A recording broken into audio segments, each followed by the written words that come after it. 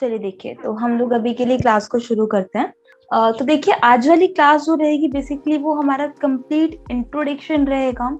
That doesn't mean कि आज की जो क्लास है वो इम्पोर्टेंट नहीं है, ताकि आप सभी को एक आइडिया मिल जाए कि क्या क्या चीजें के बारे में हम लोग सीखेंगे, किन किन टॉपिक्स पे हम लोग वर्क करेंगे, किस तरह से हम लोग वर्क करेंगे, वो सारी चीजें आपको आज की क्लास के अंदर कवर हो जाएंगी।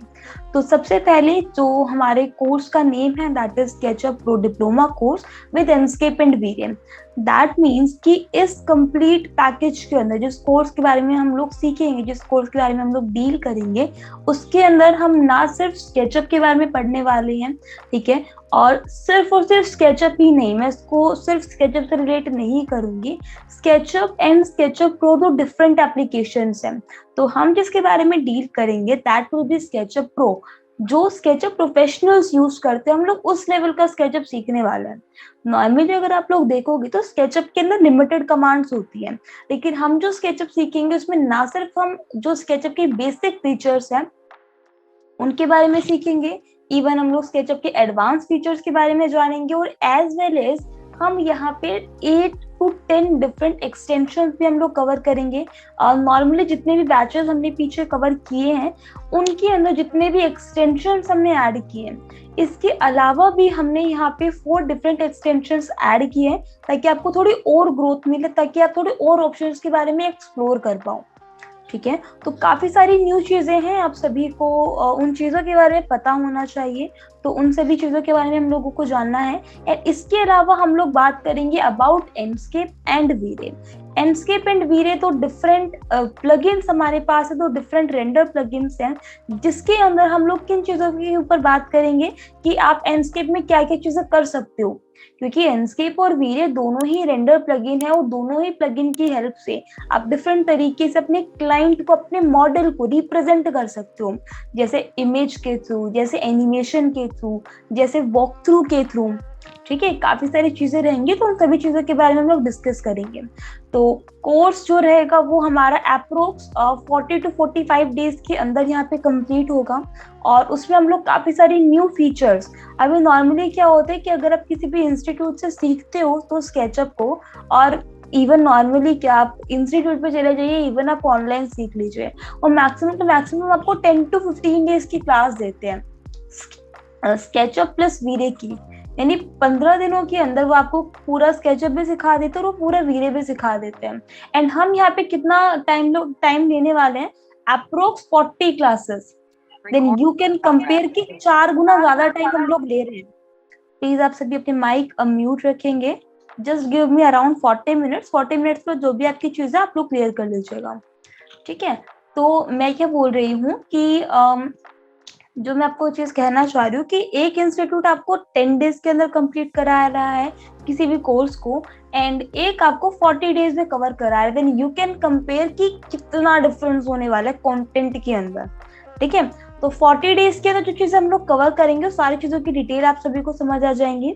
तो यहाँ पे हम लोग शुरू करते हैं बिल्कुल बेसिक से, क्योंकि हमारी जो ट्रेनिंग रहेगी उसमें हम लोग डिफरेंट पार्ट्स के अंदर वर्क करेंगे। आप इस पूरी ट्रेनिंग को डिफरेंट पार्ट्स में ब्रेक कर सकते हो, तो वो कौन कौन से पार्ट है। ठीक है, सबसे पहले आपका स्केचअप है, आपको फर्स्ट स्लाइड के अंदर भी दिखा होगा, सबसे पहले आपका स्केचअप है, सेकंड आपका एंडस्केप है, एंड थर्ड आपका वीरे है। इसके अलावा डिटेलिंग कैसे करनी है, उसमें लेआउट का कैसे यूज करेंगे, वो चीजें यहाँ पे कवर होगी। तो बिल्कुल बेस से शुरू करते हैं। तो यहाँ पे सबसे पहले हम लोग जानते हैं स्केचअप के बारे में, क्योंकि जितना भी आप लोग मॉडलिंग करने वाले हो बेसिकली अपने क्लाइंट को एक 3D रिप्रेजेंट करना, वो किसमें हम लोग करते हैं, स्केचअप के अंदर करते हैं। ठीक है, तो वहां पे हम लोग मतलब देखो, सबसे पहले हम लोग जानते हैं कि 3D और 2D क्या होता है। फॉर एग्जाम्पल आप अपने एक ऐसा मान लीजिए कि फॉर एग्जाम्पल आप अपने एक घर का नक्शा बनवाना चाहते हो, अपने घर का प्लान बनवाना चाहते हो, बेसिक लेआउट आप जानना चाहते हो, तो आप क्या करते हो, किसी भी आर्किटेक्ट के पास जाते हो और वहां पे आप उससे पूछते हो कि सर हमें ये चीजें हमें चाहिए, हम लोग न्यू घर बनाने जा रहे हैं एंड ये सारी चीजें हमें चाहिए। तो वो क्या कर देता है, वास्तु के अकॉर्डिंग, इवन अगर आप वास्तु में बिलीव नहीं करते हो, ठीक है, तो वो क्या कर देता है, उस स्पेस को बेस्ट पार्ट के अंदर यूटिलाइज करके कि भाई इतना, मतलब अगर आप इस तरीके से बनाते हो ना अपने घर को, then you can use the maximum space, of your ground, ठीक है। तो वहां पे क्या होता है कि आप लोगों को एक लेआउट की नीड होती है। पहले के टाइम में क्या होता था, सेम चीजों को हम लोग पेन पेपर पे करते थे, ठीक है। पहले के क्या, ऐसे ही मान लीजिए ना कि आज से 10 से 15 से 20 साल पहले क्या होता था, पेन पेपर के अंदर सारी चीजें बनाई जाती थी कि भाई इतने बाई इतने, जैसे 10 बाई 10 का आपका कमरा रहेगा, ठीक है, 10 बाई 10 फीट का।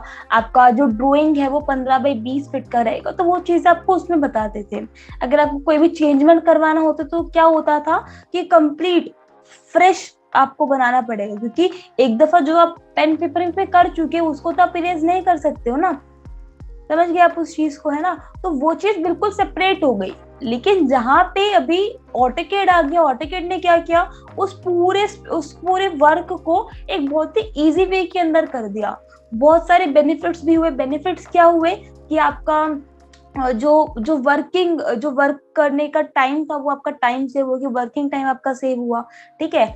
जो आपको एक्सपेंस करने पड़ रहे थे वो वहां पे सेव हो गई, कि आपको चेंजमेंट करना, कुछ नहीं करना, सिर्फ और सिर्फ आपके जो ऑटोकैड है, आपको सॉफ्टवेयर को ओपन करना और आपको वहां पे चेंजमेंट करके दिखा देना है, ठीक है। अभी वो आप उसके 10 बार चेंजमेंट करा रहे हैं, आपके क्लाइंट आप उसमें 20 टाइम चेंजमेंट करा रहे हैं, तो सारी चीजें क्या है वहां पे मैनेज्ड है।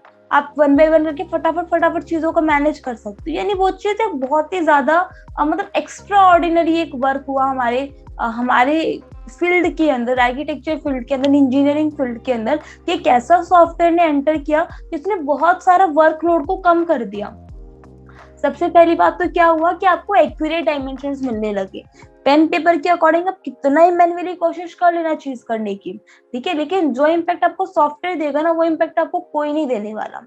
तो वो जो ऑटोकैड ने उसका वर्क लिया था ना, वो सिर्फ 2D का वर्क था, ठीक है। जहां पे हम लोगों ने शिफ्ट किया 3D के ऊपर। 3D के अंदर क्या होता था कि आपको फॉर एग्जाम्पल एक फर्नीचर डिफाइन करना है, डिजाइन करके देना है, ठीक है। तो आप एक दफा पेन पेपर से बनाए जा रहे हो, बट वो इम्पेक्ट नहीं आ रहा। 3D software same fabric material create करके दे रहा है, 3D software same grooves create करके दे रहा है, 3D सॉफ्टवेयर आपको सेम डेप्थ ऐड करके दे रहा है, यानी सब चीजें परफेक्ट आपको दिख रही है। कुशनिंग आपको ऐड करनी है, कुशनिंग ऐड कर सकते हो।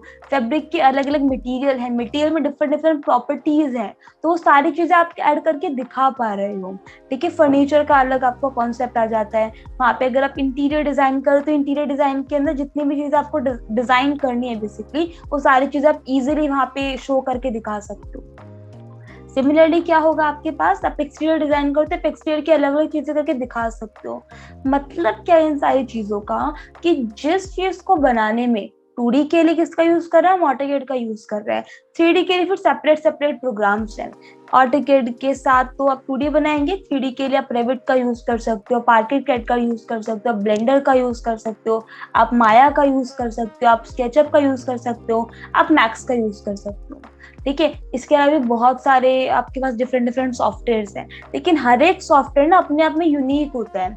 जैसे रेविट सॉफ्टवेयर, रेविट का जो मतलब आप ऐसा बोल सकते हो कि कोई भी चीज ना, कोई भी सॉफ्टवेयर अपने आप में पूरक नहीं है।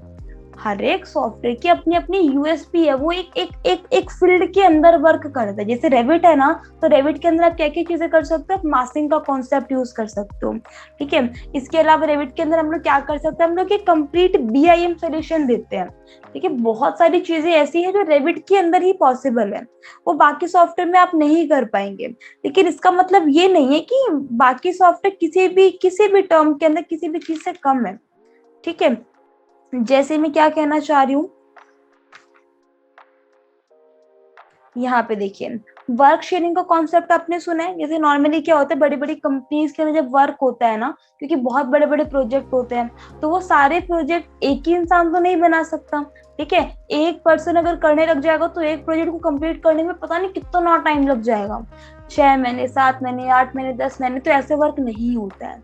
एक लिमिटेड टाइम के अंदर आपको एक प्रोजेक्ट को कंप्लीट करना होता है, ठीक है। तो उस लिमिटेड टाइम में कैसे उस प्रोजेक्ट को कंप्लीट किया जाता है, वर्क शेयरिंग के थ्रू। मतलब कि अलग अलग लोग हैं, अलग अलग ब्रांचेस हैं, अलग अलग ब्रांचेस में डिफरेंट डिफरेंट लोग एक ही प्रोजेक्ट पे अलग अलग काम कर रहे हैं। कोई उसकी लेट्स सपोज ग्राउंड फ्लोर पे वर्क कर रहा है, कोई उसकी साइट पे वर्क कर रहा है, कोई उसके इलेक्ट्रिकल वर्क पे कर रहा है, कोई इसकी प्लम्बिंग पे वर्क कर रहा है। तो अलग अलग चीजें हो गई वहां पे। एट द एंड हम क्या करेंगे, सबको क्लब कर देंगे। ठीक है, वो चीजें आप कर सकते हो। आप डिजाइन ऑप्शंस दिखा सकते हो कि भाई एक ही मॉडल है, उसके अलग अलग अपने डिजाइन ऑप्शंस दिखा दे कि भाई ये भी आप कर सकते हो, ये भी आप दिखा सकते हो, ये भी आप दिखा सकते हो। फिर फैमिली हमारे पास होती है, अडेप्टिव मॉडलिंग आप कर सकते हो, शेड्यूलिंग आप कर सकते हो, शीट लेआउट आप कर सकते हो। तो ये जितनी भी चीजें होती है रेविट के अंदर पॉसिबल होती है, आप ये सारी चीजें इजिली रेविट में कर सकते हो। स्केचअप जो रहेगा, स्केचअप क्या रहेगा, स्केचअप भी एक 3D मॉडलिंग सॉफ्टवेयर ही है, ठीक है, लेकिन स्केचअप की अपनी यूएसपी है। स्केचअप क्यों लोग प्रेफर करते हैं स्केचअप को यूज करना, स्केचअप की एक बहुत बड़ी मार्केट है इंडिया के अंदर, आउट ऑफ इंडिया बहुत क्रेज है स्केचअप का भी, रेविट का भी, मैक्स का भी। लेकिन लोग स्केचअप को क्यों चूज करते हैं, जैसे रेविट के लिए मैंने आपको कुछ पॉइंट्स बताए, ठीक है, तो उन पॉइंट्स की वजह से रेविट को यूज किया जाता है। इसलिए रेविट को यूज नहीं किया जाता कि भाई रेविट है, सॉफ्टवेयर है, सॉफ्टवेयर तो सभी है, लेकिन रेविट को क्यों यूज किया गया, उसके फीचर्स की वजह से, उसके फीचर्स ने उसको यूनिक बनाया, ठीक है। सिमिलरली स्केचअप को लोग क्यों यूज करते हैं, स्केचअप को यूज लोग करते हैं 3D वेयर हाउस की वजह से, स्केचअप को लोग यूज करते हैं एक्सटेंशन वेयर हाउस की वजह से, प्लगइन्स की वजह से, लेआउट की वजह से, जियो लोकेशन की वजह से, ठीक है, क्योंकि इतने सारी चीजें हैं स्केचअप के अंदर। अगर आप एक्सप्लोर करते हो तो वेयर हाउस, अभी आपको पता है वेयर हाउस क्या है और वेयर हाउस से क्या क्या चीजें आप कर सकते हो। नॉर्मली जो लोग स्केचअप का यूज करते हैं ना, सब वेयर हाउस का यूज पूछे जरा, वो लोग आपको क्या बताएंगे, भाई वेयर हाउस है, ठीक है, वेयर हाउस के अंदर आप क्या कर सकते हो, हम लोगों को ना कंपोनेंट चाहिए, हम लोगों ने कंपोनेंट डाउनलोड कर दिया, मुझे बेड चाहिए था, मैंने वेयर हाउस पे मैं गया या फिर मैं गई, मैंने बेड को सर्च कर, मैंने डाउनलोड करके यूज कर दिया। नहीं जी, वेयर हाउस बहुत बड़ा कॉन्सेप्ट है। वेयर हाउस में मटेरियल, वेयर हाउस में लाइटिंग, वेयर हाउस में लाइव कंपोनेंट्स, वेयर हाउस में आपको कंप्लीट क्या बोलते हैं उसे, पूरे पूरे मतलब पूरे के पूरे मॉडल जो लाइव कंपोनेंट्स है, जो एक्चुअली में एग्जिस्ट करते हैं वर्ल्ड के अंदर, इवन आप जाके उनको परचेज कर सकते हो, वो चीजें भी वेयर हाउस में होती है। किसने बनाया है, कब बनाया है, किस तारीख को बनाया है, कितने मटेरियल यूज हुए, कितने कंपोनेंट्स यूज हुए, कितने ग्रुप बनाए गए हैं, कौन सा ऑथर है, कहाँ का ऑथर है, वो सारी डिटेल आपको वेयर हाउस में मिलती है। नॉर्मली लोग क्या करते हैं, वेयर हाउस पे गए, जो कंपोनेंट चाहिए था वो कंपोनेंट सर्च से डाउनलोड किया और यूज किया, ऐसा नहीं होता है। बहुत सारी चीजें हैं, बहुत सारी चीजों को एक्सप्लोर करना आना चाहिए आपको। लेकिन वेयर हाउस का जो मेन एजेंडा था ना, वो सिर्फ और सिर्फ ये था कि आप वेयर हाउस पे जाइए, वेयर हाउस के अंदर जाने के बाद आपको जो कंपोनेंट्स की नीड है, जिन कंपोनेंट्स को आप यूज करना चाहते हो, आप उन कंपोनेंट्स को सर्च करो, डाउनलोड करो, आप उसको यूज करो, ठीक है। तो ये इसका एक बहुत बहुत बहुत बड़ी मार्केट को, एक हमारी फील्ड के बहुत बड़े यूजर्स को उसने अट्रैक्ट किया वेयर हाउस ने। सिमिलरली एक्सटेंशन वेयर हाउस, बहुत से लोगों को लगता है कि स्केचअप के अंदर जो उनको 15-20 कमांड दिखती है ना, line, rectangle, push pull, follow me, offset, tape measure, protractor, इसी तरह से 15 से 20 कमांड है स्केचअप में, तो उनको लगता है कि स्केचअप सिर्फ इतना ही सॉफ्टवेयर है, लेकिन ऐसा नहीं है। स्केचअप के अंदर आप जितने ज्यादा फीचर्स ऐड करना चाहते हो, जितने ज्यादा टूल्स ऐड करना चाहते हो, जितने ज्यादा ऑप्शंस ऐड करना चाहते हो, उतने ऑप्शंस ऐड कर सकते हो। क्यों? क्योंकि स्केचअप आपको एक्सटेंशन वेयर हाउस प्रोवाइड करता है, आप उसका वहां पे यूज करोगे, ठीक है। सिमिलरली प्लगइन्स हैं, अभी प्लगइन्स में सिर्फ वीडियो लैंडस्केप नहीं है जो स्केचअप के साथ कंफर्टेबल है, स्केचअप के साथ वर्क करने के अंदर आप D5 का यूज कर सकते हो, आप थिया का यूज कर सकते हो, आप यूनिकॉर्न का यूज कर सकते हो, आप लुमियन का यूज कर सकते हो, आप अनरियल इंजन का यूज कर सकते हो। ये कंपैटिबल है सभी सॉफ्टवेयर्स के साथ, ठीक है। आर्टिकेट के अंदर कोई प्लान बनाया है, स्केचअप के अंदर देखिए ये 3D बनाइए। रेविट में कोई एक ऐसा ऑब्जेक्ट था, मासिंग का कोई ऐसा ऑब्जेक्ट, कोई एडेप्टिव मॉडलिंग का ऐसा कॉन्सेप्ट था जिसको उसमें बनाना ईजी था, तब उसमें बनाइए और उसको लेके आइए स्केचअप के अंदर और उस पर वर्क कीजिए, ठीक है। सिमिलरली जैसे आप मैक्स के अंदर काफी सारे ऑब्जेक्ट्स है जो आप इजीली बना सकते हो, तो उसमें आप क्या करोगे, मैक्स के अंदर बनाया और स्केचअप के अंदर आप उसको इंपोर्ट करके ले आए। वीरे के डायरेक्ट ऑब्जेक्ट्स आपने यूज कर लिए कॉस्मोस ब्राउजर से, एसेट लाइब्रेरी है होती है आपके पास सेंसकेप पे, आपने डायरेक्ट ऑप्शंस को यूज किया। तो वो क्या है, प्लगइन्स के साथ भी क्या है, आप मतलब बहुत ज्यादा यूनिक फीचर्स ऐड कर सकते हो आप उसमें, ठीक है। सिमिलरली लेआउट का एक कॉन्सेप्ट होता है, लेआउट क्या करता है, आप 2D ड्राइंग्स जो डिटेलिंग्स होते हैं आप उनको वहां पे ऐड कर सकते हो।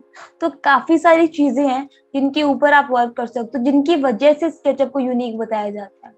सिमिलरली 3ds मैक्स होता है, 3ds मैक्स में आप काफी सारे तरीके के मॉडिफायर्स आपको मिल जाते हैं, काफी सारे तरीके के ऐसे ऑप्शंस आपको मिल जाते हैं जो आप बाकी सॉफ्टवेयर में करने में बहुत टाइम लग जाएगा। डिटेल मॉडलिंग अगर आपको करनी है ना तो आप 3ds मैक्स का यूज कर सकते हो।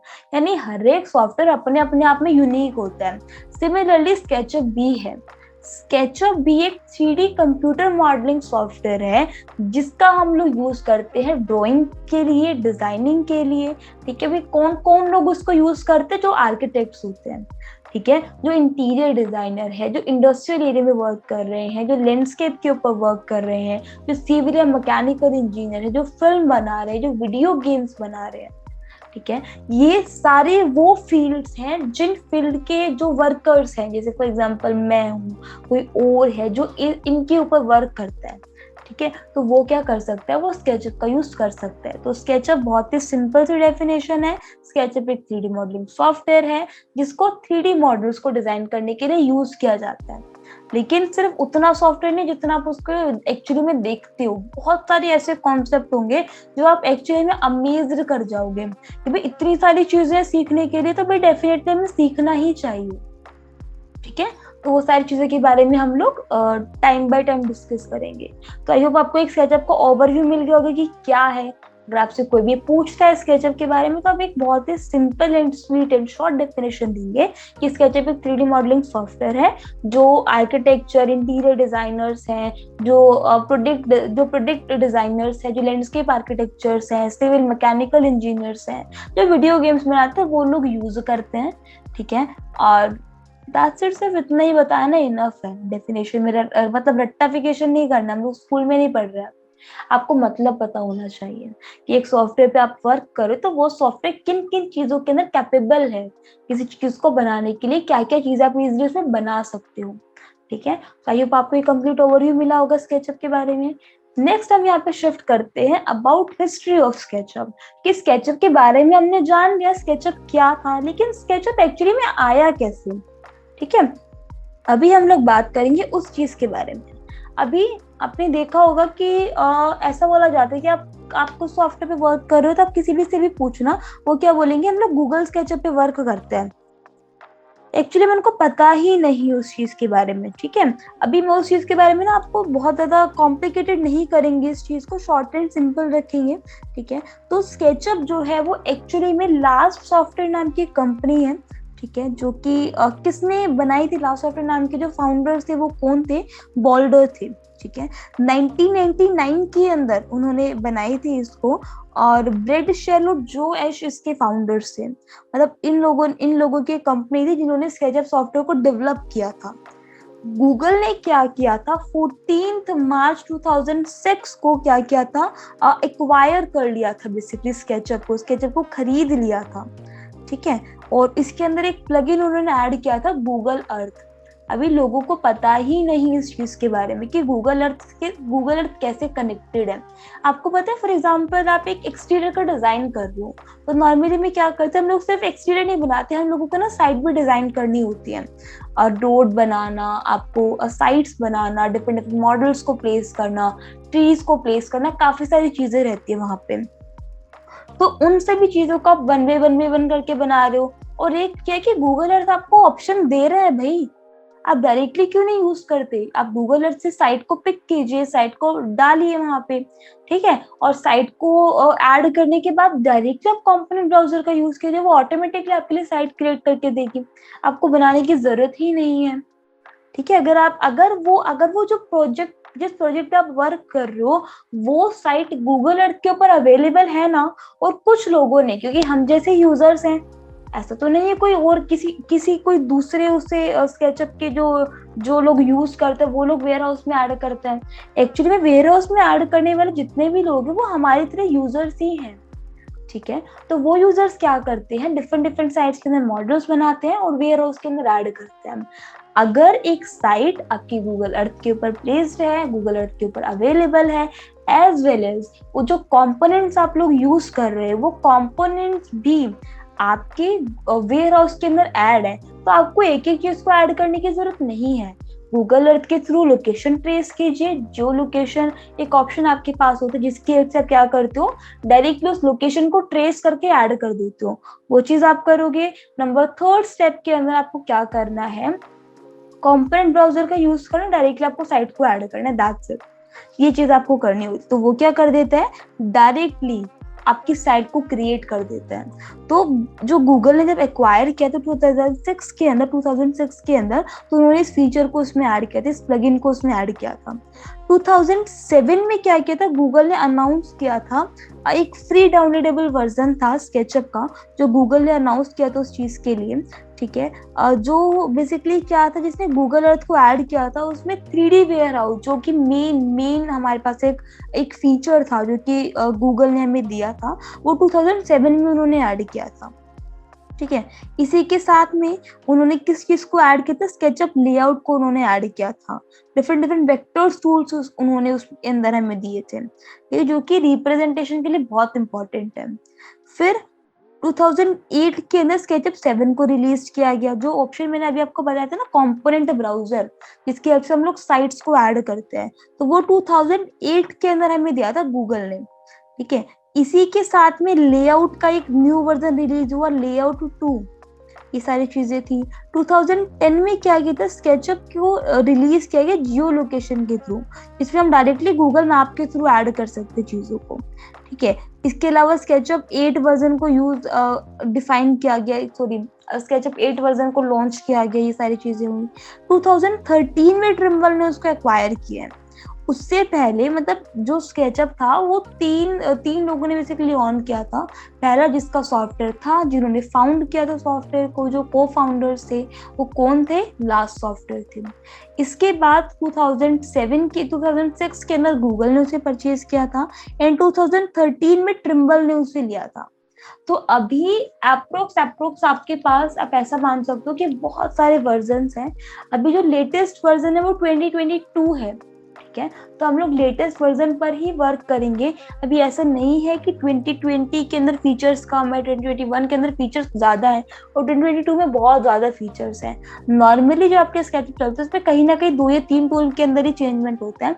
तो आपके सिस्टम के अकॉर्डिंग जो आपको बेस्ट लगता है आप उस स्केचअप का यूज करोगे यहाँ पे, ठीक है। ये चीज आपकी रहेगी। तो this is all about history की क्या क्या चीजें थी, कैसे कैसे लोगों ने उसे लिया था, ये सारी चीजें इसके बारे में थी। तो आई होप आपको इस चीज के बारे में भी क्लियर हुआ होगा। अच्छा, अभी हम लोग बात करते हैं फीचर्स के बारे में कि आप किसी सॉफ्टवेयर को यूज कर रहे हो तो उस सॉफ्टवेयर को यूज करना चाहिए बेसिकली। तो कोई ना कोई फीचर्स है, ठीक है। जैसे मैंने आपको कुछ फीचर्स के बारे में बताया था, वेयर हाउस के बारे में, एक्सटेंशंस के बारे में, मैंने आपको जियो लोकेशन के बारे में बताया, कंपैटिबल है। लेकिन इसके अलावा भी कुछ पॉइंट्स हमारे पास हैं इसके बारे में हम लोग डिस्कस कर सकते हैं, जैसे easy to modify. That means कि मैंने आपको स्टार्टिंग में छोटी सी बात कही थी कि स्केचअप के अंदर ना लोगों को लगता है कि लिमिटेड टूल्स है। अभी एक्चुअली जो लिमिटेड टूल्स है ना वो एक्चुअली बहुत ज्यादा इफेक्टिव है। जो पुश पुल हमारे पास ऑप्शन है, जो ऑफसेट हमारे पास ऑप्शन है, ये कुछ ऐसे ऑप्शंस हैं हमारे पास जिसके हेल्प से आप किसी भी शेप को बना सकते हो। आपको साइड इमेज के अंदर फ्लोर दिख रहा है ना। अभी इसको बनाने के लिए एक्चुअली हम लोग एक्सटेंशन का यूज करेंगे, फ्लोर जनरेटर एक्सटेंशन हमारे पास होता है, बट स्टिल आप इस ऑब्जेक्ट को बहुत इजीली बना सकते हैं, ठीक है।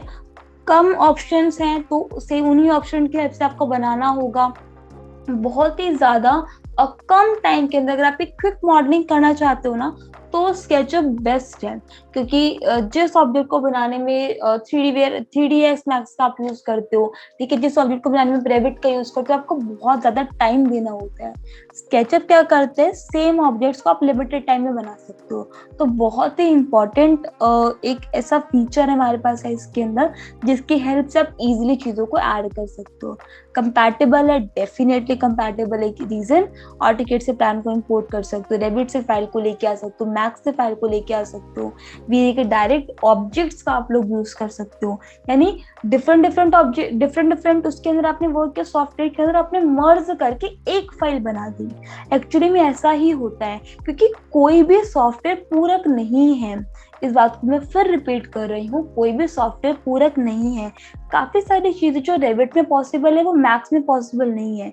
काफी सारी चीजें जो मैथ्स में पॉसिबल है वो स्केचअप में पॉसिबल नहीं है, और काफी सारी जो स्केचअप में पॉसिबल वो किसी अदर सॉफ्टवेयर पॉसिबल नहीं है। जैसे मार्वेलस डिजाइनर हमारे पास एक सॉफ्टवेयर होता है, उसका हम लोग यूज करते हैं क्लोथ को बनाने के लिए। क्लोथ आपने देखा होगा, ठीक है, तो क्लोथ को बनाने के लिए मार्वेलस डिजाइनर सॉफ्टवेयर का यूज किया जाता है। तो उसमें क्या होता है, आपको परफेक्टली रिंकल्स ऐड करना है क्लोथ के अंदर तो आप ऐड कर सकते हो, रैशेस वगैरह होते हैं, ठीक है, रोए वगैरह जो उसे भी बोलते हैं, वो सारी चीजें होती हैं, तो वो सारी चीजें आप इजीली वहां पे ऐड कर सकते हो, ठीक है। ये चीज रहती है, यानी हमें क्या करना होता है, डिफरेंट डिफरेंट सॉफ्टवेयर का यूज करना होता है, और उन सॉफ्टवेयर को क्लब करके हमें एक डिजाइन मिलता है जिसकी हेल्प से हम लोग मतलब उस पर वर्क कर पाते, जो बिल्कुल रियलिस्टिक लगता है। तो आपको देखा होगा ना, इंस्टा के ऊपर काफी सारी इमेजेस आप देख पाते हो, आप पिंटरेस्ट पे इमेजेस देखते हो, आप रेफरेंसेस देखते हो, तो एक्चुअली में वो जो रेफरेंसेस हैं, जो डिजाइन उन्होंने क्रिएट किए हैं, वो डिजाइन एकदम से नहीं बन जाते, वो डिजाइन एक ही सॉफ्टवेयर में नहीं पॉसिबल है। हर एक सॉफ्टवेयर के अंदर अलग अलग चीजें बनाई जाती हैं, तो हर एक सॉफ्टवेयर को ऐड करके, हर एक सॉफ्टवेयर का यूज करके आपको एक डिजाइन मिलता है। तो वो सभी डिजाइन को क्रिएट करने के लिए आपको डिफरेंट डिफरेंट सॉफ्टवेयर का यूज करना पड़ेगा, और स्केचअप भी उन सभी सॉफ्टवेयर से कंपैटिबल होता है। लिमिटेड टूल्स हैं तो इफेक्टिव टूल्स होंगे, डेफिनेटली इस पॉइंट को एक्सप्लेन करने की नीड नहीं है, क्योंकि पुश पुल कमांड आपके पास एक ऐसी कमांड है जो कि हाइट को ऐड करने के लिए, रिड्यूस करने के लिए, ओपनिंग्स को क्रिएट करने के लिए, ओपनिंग को क्लोज करने के लिए, सारी चीजों के लिए यूजफुल है, ठीक है। इसी के साथ में फॉलो मी कमांड के बारे में आपको सुना होगा। फॉलो मी कमांड बहुत इंपॉर्टेंट है। आपको लेट्स सपोज आप एक डोर बना रहे हो, डोर की फ्रेम्स के अंदर डिटेलिंग्स को ऐड करना, आप एक कर्टेन बना रहे हो तो कर्टेन्स में डिटेलिंग को ऐड करना, आप एक फोटो फ्रेम बना रहे हो, वहां आप डिटेलिंग्स को ऐड कर सकते हो, आप एक रेफ्रिजरेटर बना रहे हो, आप एक टीवी बना रहे हो, आप एक लैपटॉप बना रहे हो, आप एक टेबल बना रहे हो, आप एक बैग बना रहे हो, कोई भी ऐसी चीज जिसपे बारीक डिटेलिंग है, ठीक है, तो उस चीज को आप कैसे ऐड करोगे, फॉलो मी कमांड की हेल्प से। तो वो चीज पॉसिबल है ऐड करने, इफेक्टिव टूल्स है उस चीज के अंदर, ठीक है। इसी के साथ में एक्सटेंशन वेयरहाउस बहुत इंपॉर्टेंट ऑप्शन, क्योंकि स्केचअप लिमिटेड टूल्स के अंदर डील करता है, लेकिन इसका मतलब ये नहीं है कि आपको सिर्फ उन्हीं टूल्स पे वर्क करना है। आप इसके अंदर unlimited number of tools add कर सकते हो, किसकी हेल्प से, एक्सटेंशन वेयरहाउस की हेल्प से, क्योंकि वहां पे आपको इतने सारे ऑप्शंस मिल जाते हैं, आप even millions of options add कर सकते हो, क्योंकि कोई भी सॉफ्टवेयर के अंदर पॉसिबल नहीं है, ठीक है। 1001 bit tool more than 40 options आपको प्रोवाइड करता है।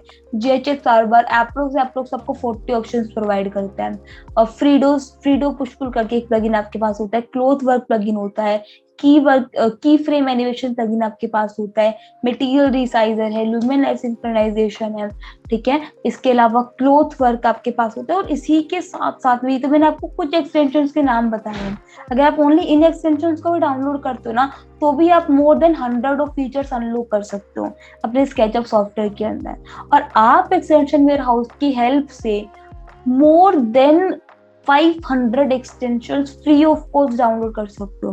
500 तो लिमिटेड हो गए, यहाँ पे अनलिमिटेड नंबर ऑफ आपको एक्सटेंशंस मिल जाते हैं, जिनको आप डाउनलोड कीजिए और अपने रिक्वायरमेंट्स के अकॉर्डिंग आप उसे यूज कर सकते हो, ठीक है। जियो लोकेशन साइट्स को क्रिएट करने के लिए यूज किया जाता है, और सैंडबॉक्स एक ऐसा ऑप्शन आपके पास है जो टेरेन को बनाने के लिए क्रिएट किया जाता है। आपने देखा होगा जो माउंटेन एरियाज होता है, वहां पे जो सरफेस है वो इक्वल नहीं होता, एक लेवल में नहीं होता, वहां पे सरफेस अनइक्वल होता है।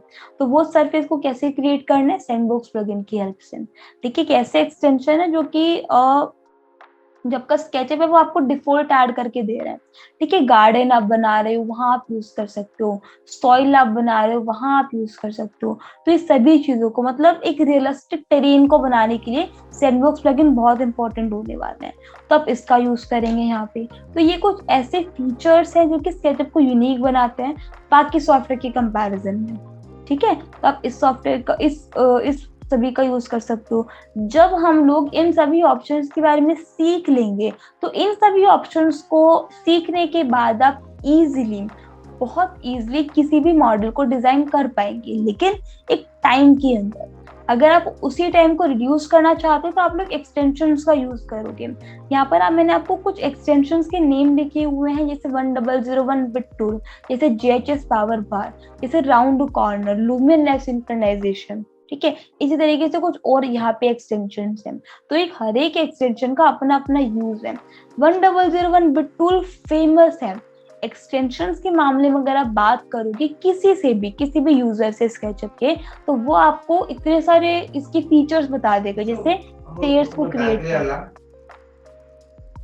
हाँ जी, आप कुछ कहना चाहते हैं?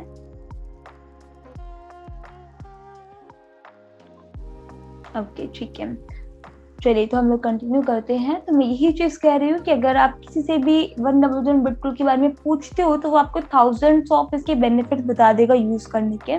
इसमें स्टेयर्स को, रियलिस्टिक स्टेयर आप कैसे बना सकते हो विद इन सेकेंड्स, वो आप इजिली क्रिएट कर सकते हो। ग्रूव्स अगर आपको ऐड करने हैं तो आप ग्रूव्स इसके अंदर ऐड कर सकते हो, ठीक है। इसके अलावा काफी सारे ऐसे ऑप्शंस, जैसे लोवर्स को क्रिएट करना, जैसे हिप प्रूफ को क्रिएट करना, जैसे ग्रेटिंग्स को ऐड करना, अलाइनमेंट आपको ऐड करना है, फिलिट करना है, चेम्फर करना है, पॉइंट्स ऐड करना है, हॉरिजॉन्टल स्लाइस करना, मिलियंस और ऐसे बहुत सारे ऑप्शंस, थाउजेंड्स ऑफ ऑप्शंस ऐसे हैं जो आप क्रिएट करने में, एक्चुअली में अगर आप स्केचअप में क्रिएट करते हो तो बहुत ज्यादा टाइम ले लेते हैं, एक टाइम टेकन प्रोसेस होता है। वहीं पे 1001 बिट टूल क्या कर देते हैं, सिर्फ और सिर्फ आपको रिक्वायरमेंट्स बताने हैं कि मेरे को एक स्टेयर बनानी है, तो स्टेयर में भी इतनी लेंथ होगी, इतना मेरा विड्थ होगा, इतना मेरा राइजर होगा, इतना मेरा ट्रेड होगा, इतने नंबर ऑफ स्टेप्स होंगे, वो सारी चीजें आपने बताई और सिंपली आपने क्रिएट कर दिया, दैट्स इट।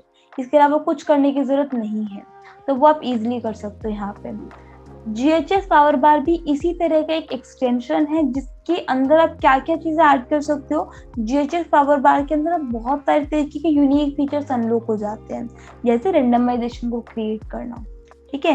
रेंडमाइजेशन जब आप क्रिएट करते हो ना तो वो बहुत ज्यादा इंपॉर्टेंट है एक्चुअली में भी। क्यों इंपॉर्टेंट है, इसका एक छोटा सा एग्जांपल मैं आपको देती हूँ। फॉर एग्जांपल आप मार्केट में गए, ठीक है, मार्केट में जाने के बाद आपके पास एक लेट्स सपोज कि आप एक फ्रूट खरीदना चाहते हो, वो कुछ भी हो सकता है, फॉर एग्जांपल एक एप्पल है। तो आप जब एप्पल्स को खरीदते हो तो है तो सारे एप्पल ही, लेकिन एक्चुअली में जब आप उसको परचेज करने जाओगे तो क्या वो सभी एप्पल्स एक जैसे दिखेंगे, या फिर थोड़ा बहुत माइनर डिफरेंस होगा? डेफिनेटली होगा ना उसमें डिफरेंस, चाहे तो उसके शेप में होगा, चाहे तो उसके साइज में होगा, चाहे तो उसके अंदर जो मटेरियल है, बेसिकली मटेरियल किस टर्म में रिलेट कर रही हूँ मैं, जो उसका अपर एरिया होता है, अपर सरफेस होता है, वहां पे जो आपको दिखता है, ठीक है। तो वहां पे क्या होती है, सारी चीजें यूनिक होती है, कहीं ना कहीं पे छोटी छोटी चीजों के अंदर ही फर्क ऐड हो जाता है। तो वो चीज हम लोग किसके थ्रू चेंज करते हैं, रेंडमाइजेशन के थ्रू, जो कि एक्चुअली में ऐड करना इंपॉर्टेंट है। क्योंकि कोई भी चीज इस वर्ल्ड के अंदर, कोई भी अगर दो चीजें है ना तो बिल्कुल सिमिलर नहीं है, चाहे वो एक दूसरे की डिट्टो कॉपी हो, बट स्टिल आपको कोई ना कोई एक माइनर सा डिफरेंस ऐसा मिलेगा जो कि दोनों चीजों को यूनिक कर देगा, दोनों चीजों को सेपरेट कर देगा, दोनों चीजों को अलग अलग कर देगा। तो उस चीजों को ऐड करना जरूरी है। उसके लिए हम किसका यूज करते हैं, GHS पावर बार का यूज करते हैं, ठीक है। इसी के अलावा आपको इंटरसेक्शन का एक ऑप्शन मिल जाता है, जिसमें क्या होता है कि लेट सपोज आपने एक बड़े से एरिया में डिजाइन किया है, आपने डिफरेंट कंपोनेंट्स को प्लेस किया, बट एक टेरेन के ऊपर आप प्लेस करना चाहते हो, तो उस केस में क्या होगा कि आप डायरेक्टली तो ऐड नहीं कर पाओगे, उसका आपको इंटरसेक्शन पे यूज करना पड़ेगा, ठीक है। तो वहां पे क्या होगा, एक इंटरसेक्शन में ड्रॉप कर देना, गिरा देना, ड्रॉप एट इंटरसेक्शन बेसिकली उस फीचर का नेम है, तब उसका यहाँ पे यूज करोगे। तो GHS पावर वहां पे यूजफुल होता है। राउंड कॉर्नर एक ऐसे एक्सटेंशन है जो कि आपके मॉडल के अंदर ना एक रियलिज्म को ऐड कर देता है। अब एक छोटा सा प्लगइन है, बहुत ही छोटा सा एक्सटेंशन है, जो कि करता सिर्फ इतना है कि आपके जो एजेस होते हैं, जो कॉर्नर होते हैं, उसको स्मूथ कर देता है, ठीक है। फॉर एग्जाम्पल आपने ओपनिंग क्रिएट करी है, फॉर एग्जाम्पल आप एक डोर बना रहे हो, तो आपने 6 to 7 फीट का डोर बनाया, ठीक है। फिर वहां पे ओपनिंग क्रिएट की तो वहां पे आपको एक सरफेस मिलेगा जो कि बिल्कुल खाली होगा वॉल के अंदर, ठीक है। तो वो जो सरफेस रहेगा ना वो बिल्कुल शार्प रहने वाला है, लेकिन एक्चुअली में रियल वर्ल्ड के अंदर कोई भी चीज ऐसी एग्जिस्ट नहीं करती जो बिल्कुल शार्प होगी। उसमें बहुत ही क्या होता है कि सरफेस जो होता है ना वो आपको स्मूथ होता है, तो उस स्मूथ सरफेस को कैसे क्रिएट करें? उस स्मूथ सरफेस को क्रिएट करने के लिए आपको राउंड कॉर्नर एक्सटेंशन का यूज करना होता है। अभी ये ना बहुत ही बारीक डिटेलिंग होती है जो आपको अपने मॉडल के अंदर ऐड करनी होती है।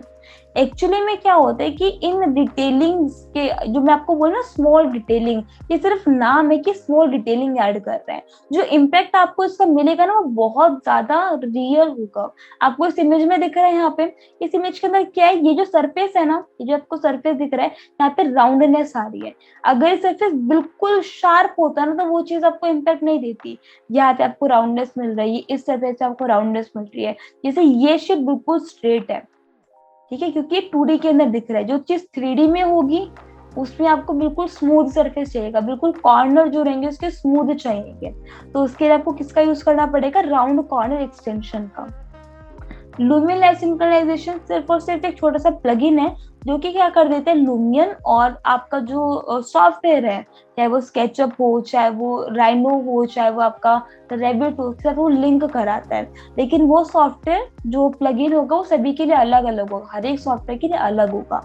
लुमियन के लिए लुमियन लाइट सिंक्रोनाइजेशन और स्केचअप होता है, ठीक है, और सभी सॉफ्टवेयर के लिए वो चीजें अलग अलग होती हैं। तो हम लोग इस प्लगइन के बारे में भी थोड़ी बहुत जानकारी लेंगे कि भाई कैसे यूज करना है, क्योंकि हमारा जो मेन रहने वाला है वो एंडस्केप और वीरे पे रहेगा, ठीक है।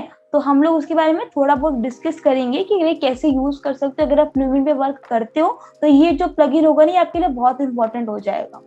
मटेरियल रिसाइजर भी एक आपके पास एक एक्सटेंशन होता है जो कि मटेरियल के साइज को रिसाइज करने के लिए यूज किया जाता है, ठीक है। कोई जितना हैवी आपका साइज होता है ना, जितना हाई क्वालिटी के आप पिक्सल्स यूज करते हो, उतनी ही ज्यादा क्या होता है कि आपकी जो फाइल साइज उतनी वो भी हैवी होती चली जाती है। तो उस फाइल साइज को रिड्यूस करना आपको आना चाहिए, ठीक है। इसी के साथ में वो किसकी हेल्प से आप करते हैं? मटेरियल रिसाइजर की हेल्प से। फ्रंट फेस आपके पास एक एक्सटेंशन होता है जो कि फेसेस को रिवर्ट करने के लिए यूज किया जाता है। फ्लोर जनरेटर फ्लोर को क्रिएट करने के लिए यूज करेंगे, फिर चाहे वो टाइलिंग हो, चाहे वो आपका वुडन प्लैंक्स हो, चाहे वो आपका किसी भी तरीके का फ्लोर होगा, हेक्सागन होगा, मतलब किसी भी तरीके का फ्लोर है वो आप इजीली क्रिएट कर सकते हो फ्लोर जनरेटर प्लगइन की हेल्प से।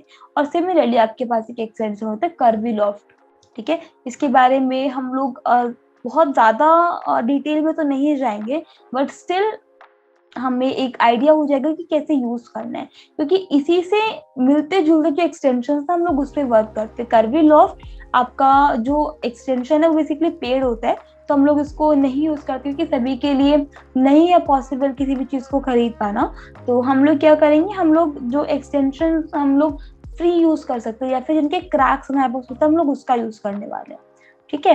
तो एक्सटेंशन की हेल्प से प्लस सॉफ्टवेयर की हेल्प से आप किसी भी मॉडल को इजीली बना लोगे। अभी तक हमने जितनी भी चीजें करी ये सभी चीजें आप विद इन 15 डेज इजीली सीख सकते हो। यानी हमारी ट्रेनिंग की जो हमारी 40 डेज की ट्रेनिंग होने वाली है, 40 डेज मीन्स 40 दिन नहीं, 40 डेज मतलब 40 क्लासेस, 40 आवर का जो कंटेंट है उसमें से 15 घंटे हम लोग इस चीज के अंदर देंगे, ठीक है। डेली का वन है ना, आप इजीली समझ सकते हो कि भाई कितना होने वाला है। यानी अप्रोक्स आपको देने पड़ेंगे यहाँ पे 3 से 4 हफ्ते, 3 से 4 हफ्तों के अंदर, 3 से 4 वीक्स के अंदर आप इन चीजों को सीख लोगे, ठीक है। जब हम लोग इन सभी चीजों के बारे में डेप्थ में जान लेंगे, आप किसी भी मॉडल को किसी भी मॉडल को इजीली डिजाइन कर सकते हो, आप किसी भी सरफेस को इजीली बना सकते हो, चाहे वो एक्सटीरियर हो, चाहे वो इंटीरियर हो, चाहे वो लैंडस्केप हो, वो सारी चीजें आपके लिए बहुत इजी हो जाने वाली है। इसके अलावा हम लोग जब इन सभी चीजों पे डिस्कस कर लेंगे देन हम लोग शिफ्ट करेंगे यहाँ पे वीरे प्लगइन की तरफ। वीरे प्लगइन, ठीक है, वीरे प्लगइन क्या है? एक ऐसा प्लगइन हमारे पास है जो कि रियल टाइम विजुअलाइजेशन को कैप्चर करता है, जो कि आपको ट्रू कलर जनरेट करके देता है, जो कि आपको डिफरेंट तरीके के लाइटिंग इफेक्ट देता है, जो कि आपको डिफरेंट तरीके के क्या बोलते हैं मटीरियल्स के इफेक्ट देता है। बहुत सारी चीजें ऐसी होती हैं। तो वीरे प्लगइन के अंदर बहुत सारे टॉपिक्स ऐसे होंगे जिसके बारे में हम लोग डिस्कस करेंगे, ठीक है। भी वीरे प्लगइन क्यों यूज करना है और लैंडस्केप प्लगइन कब यूज करना है, दोनों के अंदर, ये दोनों ही प्लगइन है, दोनों का ही मेन एजेंडा क्या है? दोनों का ही मेन एजेंडा है आपके पास इमेज को कैप्चर करके देना, ठीक है। हमें क्लाइंट को एक सोल्यूशन देना है कि भाई ये आप इस तरीके की इमेजेस बना पाओगे। ठीक है। इस तरीके के एनिमेशन आप दिखा सकते हो, तो वो किसकी हेल्प से पॉसिबल है, वो प्लगइन की हेल्प से पॉसिबल है। तो वीरे प्लगइन के बारे में हम लोग वहां पर डिस्कस करेंगे। सिमिलरली एंस्केप प्लगइन के बारे में करेंगे। वीरे प्लगइन किसने दिया था, बेसिकली चाओस ग्रुप आपके पास एक एक कंपनी थी जिन्होंने वीरे वीरे सॉफ्टवेयर को यहाँ पे लॉन्च किया था। लेकिन 1997 के अंदर बुल्गारिया में कंपनी स्टेब्लिश हुआ था। और वीरे जो है, अगर आप इसकी डेफिनेशन के बारे में बात करो तो आपको तो इसको इस तरह से एक्सप्लेन कर सकते हो कि वीरे कमर्शियल प्लगइन एक थर्ड पार्टी कंप्यूटर प्लगइन है जिसका यूज किया जाता है विजुअलाइजेशन को क्रिएट करने के लिए। चाहे वो इंटीरियर डिजाइनर हो, चाहे वो आर्किटेक्चर हो, चाहे वो मीडिया से रिलेट करता है, चाहे वो एंटरटेनमेंट पर्पज से यूज कर रहा हो, फिल्म बनाने के लिए, वीडियो गेम बनाने के लिए, इंडस्ट्रियल डिजाइन के लिए, प्रोडक्ट डिजाइन के लिए, इन सभी चीजों के लिए वीरे प्लगइन का यूज किया जाता है। ठीक है। अभी इसमें हम लोग किन किन चीजों के बारे में डिस्कस करेंगे, मैं आपको एक कंप्लीट ओवरव्यू दे देती हूँ। हम लोग यहाँ पे डिस्कस करेंगे एसिड एडिटर के अंदर। एसिड एडिटर क्या होता है, आपने सुना होगा ना कि फॉर एग्जाम्पल आप लैपटॉप वगैरह पे वर्क करते हो, कंप्यूटर पे वर्क करते हो डेस्कटॉप के ऊपर, तो उसमें क्या होता है कि हम लोग ऐसा बोलते हैं कि सीपीयू जो है ना, सीपीयू जो है बेसिकली ब्रेन है कंप्यूटर का। ठीक है। ब्रेन का मीनिंग कि सारी चीजें आपका सीपीयू कंट्रोल कर रहा है।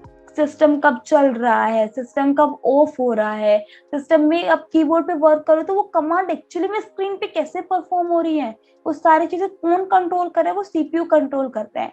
तो वीरे एसिड एडिटर बेसिकली आपका ब्रेन होगा। ठीक है। तो वो चीजें हम लोग उसके अंदर डिस्कस करेंगे। इसके अलावा क्या होगा, यहाँ पे हम लोग बात करेंगे लाइटिंग के बारे में, हम लोग यहाँ पे बात करेंगे मटेरियल के बारे में। मटेरियल के बारे में हम लोग किन किन चीजों में बात करेंगे कि आप एक रियलिस्टिक पीबीआर मटेरियल को किस तरीके से क्रिएट कर सकते हो। ठीक है। रियलिस्टिक पीबीआर मटेरियल में क्या होगा कि एक्चुअली में जब आपको एक वुड बनानी होती है, अब यहाँ पे आपको देखिए दो मटेरियल दिख रहे हैं, एक आपको ये मटेरियल दिख रहा है, एक आपको ये मटेरियल दिख रहा है। इस मटेरियल के अंदर एक ग्लोसी फिनिशिंग है, इस मटेरियल के अंदर एक मैट फिनिशिंग है। तो कैसे क्रिएट करेंगे, मटेरियल के डिफरेंट डिफरेंट प्रॉपर्टीज के थ्रू, रिफ्लेक्शन के थ्रू, रिफ्रैक्शन के थ्रू, डिफ्यूज के थ्रू, कोट के थ्रू, शीन के थ्रू, ये सारी चीजें रहेंगी। ठीक है। तो उन चीजों के बारे में हम लोग डिस्कस करेंगे। हम लोग बात करेंगे डिफरेंट वीरे ऑब्जेक्ट्स के बारे में, जिसमें वीरे फर क्या होगा, जिसके अंदर आपका वीरे स्कैटर क्या होता है, डिस्प्लेसमेंट क्या होता है, और डिकैल क्या होता है बेसिकली। ठीक है। काफी फर्स्ट टाइम हम लोग डिस्कस करने वाले हैं इस ट्रेनिंग के अंदर। जितने बैचेस हुए हैं उसमें इस फीचर के बारे में डिस्कस नहीं किया गया क्योंकि अभी यूजफुल ही नहीं लगा। ठीक है। लेकिन इस टाइम हमने काफी सारी न्यू चीजों को एक्सप्लोर किया है, तो हमने एक बहुत ही यूनिक फीचर के बारे में जाना है क्योंकि एक्चुअली में बहुत यूजफुल हो सकता है, तो उसके बारे में हम लोगों को डिस्कस करना है। ठीक है। लाइटिंग के अंदर कितने तरीके की लाइटिंग होती है, कैसे उसके अंदर डील करना, उस चीज के बारे में हम लोग जानेंगे। इसी के साथ में हम लोग जानेंगे यहाँ पे रेंडर सेटिंग क्या होती है, इसी के साथ में हम लोग जानेंगे रेंडर एलिमेंट्स के बारे में, और फाइनली पोस्ट प्रोडक्शन कैसे करनी है।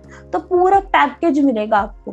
मॉडलिंग आपने स्केचअप में की, रेंडरिंग आपने वीरे में की, तो वीरे में किस तरीके से रेंडरिंग की, ठीक है, वो सारी चीजें हम लोग इसके अंदर वीरे प्लगइन के अंदर डिस्कस करेंगे। और जैसे वीरे प्लगइन है, सिमिलरली आपके पास एक एंस्केप प्लगइन भी होता है। एंस्केप प्लगइन और वीरे प्लगइन दोनों ही एक ऐसा आपके पास फीचर्स प्रोवाइड करते हैं जो कि दोनों के अंदर ही इमेज बना रहे हो, दोनों के अंदर ही आप एनिमेशंस बना रहे हो, दोनों के अंदर ही आप 360 इमेज को क्रिएट कर रहे हो, लेकिन दोनों सॉफ्टवेयर एक दूसरे से डिफरेंट कैसे होंगे। ठीक है। तो उसके अंदर कुछ फीचर्स ऐसे होते हैं जो तो एक दूसरे को डिफरेंट बनाते हैं। लाइटिंग के सारे ऑप्शंस आपको दोनों के अंदर मिलते हैं, एसिड एडिटर के ऑप्शंस आपको दोनों में मिलते हैं, मटेरियल के ऑप्शंस आपको दोनों में मिलते हैं, लेकिन वीरे जो एक्सपोजर देता है वो एंडस्केप नहीं दे सकता। एंडस्केप जो टाइम के अंदर आपको एक फ्रीडम देता है ना कि एक इमेज को आप 1 से 2 मिनट में रेंडर कर लो, वो फ्रीडम आपको वीरे नहीं देगा। तो वहां पे आप लोगों को जब हम ट्रेनिंग के अंदर डिस्कस करेंगे तो आप लोगों को समझ आ जाएगा कि भाई एनिमेशन बनाना काफी ज्यादा लेंथी प्रोसेस रहता है, तब एंडस्केप का यूज करेंगे।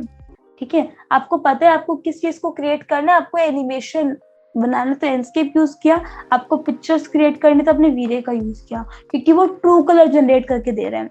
जैसे सपोज कि आप एक वॉल का पेंट बना रहे हो तो वॉल के पेंट में कितना आर का वैल्यू होगा, कितना जी होगा, कितना बी होगा, RGB red green blue, Q कितना होगा, सेचुरेशन कितना होगा, टोन कितना होगा, टिंट कितना होगा, टेम्परेचर क्या, ये सारी चीजें कलर को डिफाइन करती हैं। तो वो सारी चीजें क्या रहेंगी, इसके अंदर मिक्स्ड रहेंगी, आप सारी चीजों को कंट्रोल कर पाओगे। ठीक है, तो मटेरियल के जितने डेप्थ में आप जा सकते हो वीरे के अंदर, उतने डेप्थ में एंडस्केप में नहीं जा सकते। लेकिन एंडस्केप के अंदर फिर और फीचर्स हैं, जैसे कीवर्ड्स है। कीवर्ड के अंदर क्या होता है, लेट सपोज कि आप एक मटेरियल बनाना चाहते हो एंड वीरे के अंदर आपको हर एक ऑप्शन के अंदर, हर एक प्रॉपर्टी के अंदर वर्क करना पड़ रहा है। एंडस्केप में क्या होगा, सिर्फ आपको एक कीवर्ड को ऐड करना है। आपको फैब्रिक मटेरियल चाहिए, आपने वहां पे फैब्रिक मटेरियल को, आपने फैब्रिक कीवर्ड को ऐड कर दिया। आपको ग्रास मटेरियल चाहिए, आप वीरे में फर ऐड कर रहे हो, स्केटर यूज कर रहे हो, डिफरेंट ऑब्जेक्ट को डाउनलोड करके प्लेस कर रहे हो, एंड में ग्रास वर्ड ऐड किया और वो ऑटोमेटिकली ग्रास बन गई। ठीक है, आपको एक ऑब्जेक्ट को लाइट में कन्वर्ट करना है, आप उसमें या तो वीरे में क्या कर रहे हो, मैच लाइट लगा रहे हो, या फिर आप इल्यूमिनेशन ऐड कर रहे हो। ठीक है, यहाँ पे अपने एमएससी वर्ड ऐड कर दिया, सिर्फ वर्ड ऐड किया और वो ऑटोमेटिकली लाइट के अंदर कन्वर्ट हो गया। तो काफी सारे फीचर्स ऐसे हैं जो एंडस्केप में हैं, काफी सारे फीचर्स ऐसे जो सिर्फ वीरे में हैं। एंडस्केप के अंदर देखो, वीरे में आप इमेज भी बना लोगे, वीरे में आप एनिमेशन भी बना लोगे, आप 360 इमेज को भी बना लोगे, लेकिन एंडस्केप के अंदर कुछ और फीचर्स ऐसे होंगे जो उसको यूनिक बनाएंगे। जैसे स्टैंड अलोन बहुत इंपॉर्टेंट ऑप्शन होगा, आपका क्यूआर कोड जनरेट करना। ठीक है, क्यूआर कोड के अंदर क्या होता है, बहुत ही सिंपल सा ऑप्शन है। क्यूआर कोड के अंदर आप हम लोग क्या करेंगे, हमारे जो क्लाइंट होंगे, ठीक है, हम लोग उनको एक क्यूआर कोड देके, वो जैसे उस क्यूआर कोड को स्कैन करेंगे, वो पूरा जो अभी आपने डिजाइन किया है, एक्सटीरियर इंटीरियर डजंट मैटर, वो पूरा उनके मोबाइल में ओपन हो जाएगा। समझ गए आप उस चीज को। तो बहुत सारे यूनिक फीचर्स होंगे जो एंडस्केप डिफरेंट, जो कि एंडस्केप को डिफरेंट बना देंगे। तो उन चीजों के बारे में हम लोग डिस्कस करेंगे एंडस्केप प्लगइन के अंदर। दोनों ही प्लगइन के बारे में डिटेल में सीखना है आप लोगों को। ठीक है, और जितने भी रेंडरिंग्स आपको दिख रही है इजीली बना सकते हो, अगर आप परफेक्टली कहे, जितना मैं आपको बोल रही हूँ प्रैक्टिस करने के लिए, जहां जहां पे मैं आपको बोल रही हूँ कि भाई टॉपिक इंपॉर्टेंट है, आपको डिटेल में पढ़ना है, तो आपको डिटेल में आना चाहिए एक्चुअली में वो टॉपिक। ठीक है, तो सारी चीजें हम लोग कवर करेंगे। जब हम लोग इन सभी चीजों के ऊपर वर्क कर लेंगे, देन हम लोग इजीली इस तरीके के डिजाइन को क्रिएट कर पाएंगे। यहाँ पर मैंने एक छोटी सी स्लाइड रखी है, हु यूजेस द सॉफ्टवेयर। ठीक है, इसके बारे में हम लोग जस्ट अभी डिस्कस करके आए हैं। जो आर्किटेक्चर होते हैं, जो लोग इंटीरियर डिजाइनर्स होते हैं, जो लोग वीडियोस वगैरह बनाते हैं, जो लोग फिल्म बनाते हैं, जो लोग गेम्स बनाते हैं, वो सभी इनको यूज करते हैं। ठीक है, आई होप ये सब पॉइंट्स आपको क्लियर होंगे और किस तरीके की रिजल्ट्स आप लोग अचीव कर पाओगे आफ्टर 40 to 45 डेज, वो आपको यहाँ पे विजिबल है। एक्सटीरियर के रिजल्ट्स आपको दिख रहे हैं एज वेल एज आपको इंटीरियर के रिजल्ट्स दिख रहे हैं। शर्ट सिर्फ इतना है कि आपको सिर्फ और सिर्फ जितना प्रैक्टिस करने के लिए कहा जाएगा, आप कंटिन्यूअस डेडिकेशन के साथ इसमें प्रैक्टिस करोगे तो आप इजिली इस तरीके के रिजल्ट्स को अचीव कर पाओगे। ठीक है, सिर्फ और सिर्फ आपको अपना ध्यान रखना है प्रैक्टिस के ऊपर, सिर्फ और सिर्फ आपको ध्यान रखना है मटेरियल की डिटेलिंग के ऊपर, और जितनी भी चीजें मैं आपको सिखा रही हूँ सिर्फ और सिर्फ आपको डिटेल में डिस्कस करने, डिटेल में प्रैक्टिस करने, अपने डाउट्स पूछना है कंटिन्यू बेसिस के ऊपर, तब आप लोग इस तरीके के रिजल्ट्स को इजिली अचीव कर सकते हो। ठीक है, और एज वेल एज हम लोग यहाँ पे एनिमेशन को भी कवर करेंगे। तो एनिमेशन के लिए just give me a time, मैं आपको शो करा देती हूँ। मैं आपको डायरेक्टली जो एक्चुअली में एंडस्केप के अंदर डिजाइन किए गए हैं, मैं आपको उन जो हमारे एनिमेशन से मैं आपको वो शो कर रही, जो हमने एक्चुअली में डिजाइन किया है एंडस्केप और वीरे प्लगइन की हेल्प से। So just give me a second, मैं आप लोगों को शो कर देती हूँ। जैसे देखिए, ये कुछ शॉर्ट्स वगैरह हैं, ये आप इजिली बना सकते हो इसमें।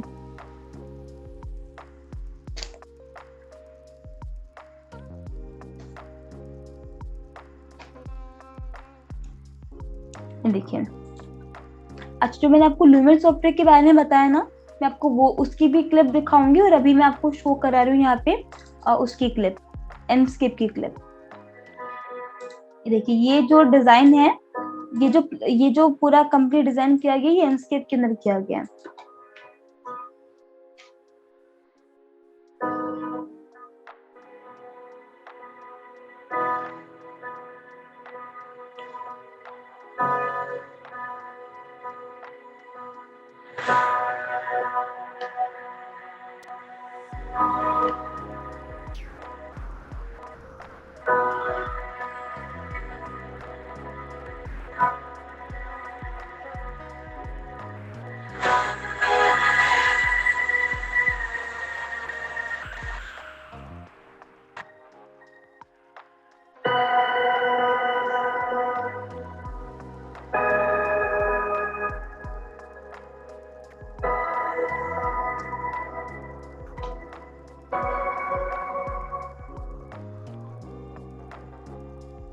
ठीक है, आई होप आपको एक आइडिया मिला होगा। इसी से रिलेटेड एक और एग्जांपल मैं आपको दिखाना चाहूंगी। ये देखिए, ये जो मैंने अभी आपको किचन डिजाइन दिखाया, ये उसका यहाँ पे शॉर्ट है।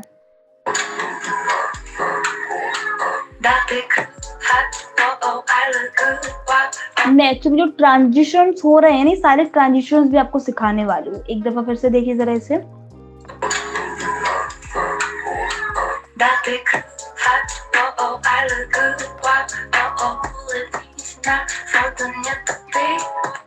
ठीक है, और मैं आपको कुछ वीडियोस यहाँ पे शो कर, जैसे ये वाली जो वीडियो है बेसिकली लुमेन की वीडियो है। दफा इसे जरा गो थ्रू कीजिए।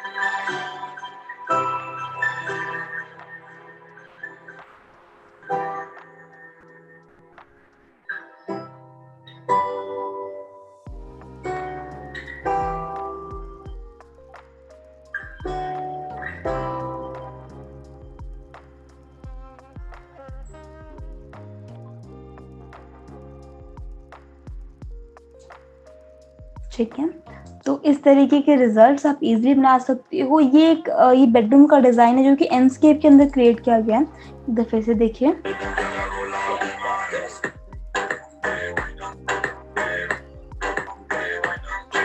ठीक है, ये जो बेडरूम का डिजाइन है ये एंडस्केप में क्रिएट किया हुआ है।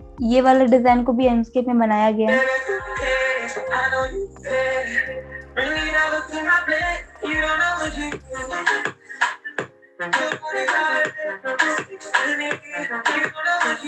तो आपको जितनी भी चीजें एक्चुअली मैंने बताई है ना, वो एक्चुअली में हम लोग सारी चीजों के बारे में डिस्कस करने वाले हैं बहुत डिटेल के अंदर।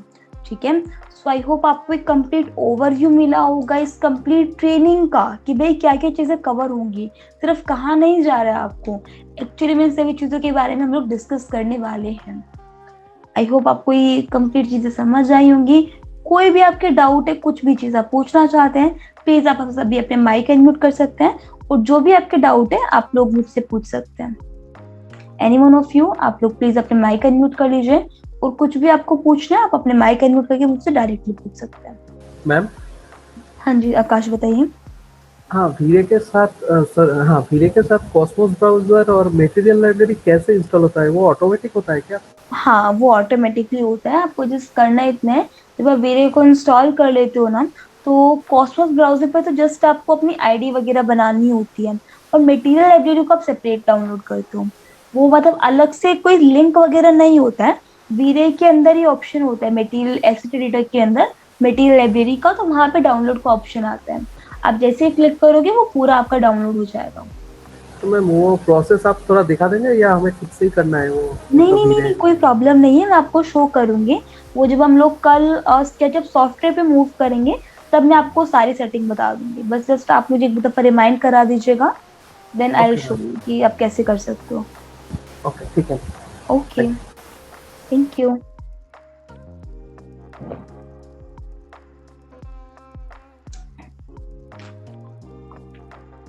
इसके अलावा पूछिए प्लीज, कुछ भी आप लोगों को पूछना है।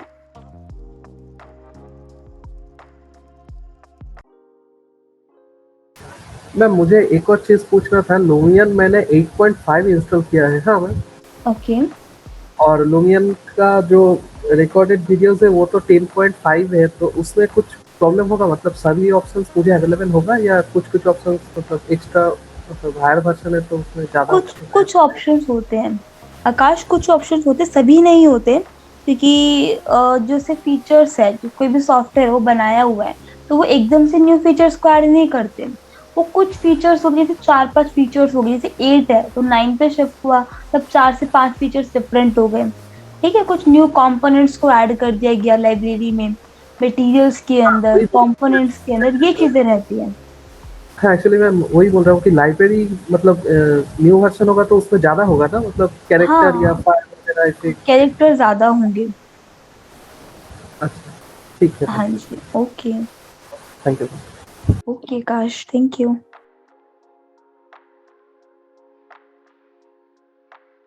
बाकी आप सभी को क्लियर है चीजें?